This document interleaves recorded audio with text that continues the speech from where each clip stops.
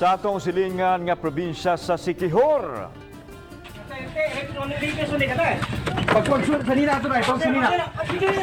Ay, magina!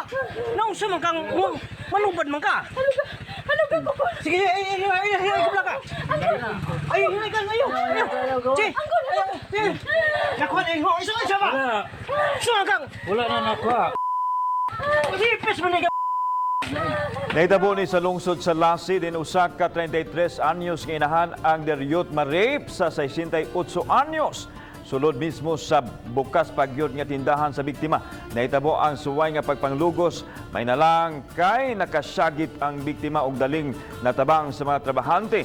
Dali kaayong nakasibat ang tiguang dihang gigukod sa mga katagib barangay nga mga silingan sa biktima apan nadakpan na gihapon ni anang pagkagabi na. Gihuwat na lang ang resulta sa medical check-up alang sa tukmang kaso nga ipasakab patok sa suspitsado. Kasi siya na ako, call tabang call, kay di-rape ko, pero rapist di ka te. Di pa yung hinay ka mga ako kay, nana na istorya niya. Kasinggit og tabang kay grip ko, di mo hinduol ko. Pagdool na ko among gi siradaan ta ng portahan niya nakasibat sa saluyo age.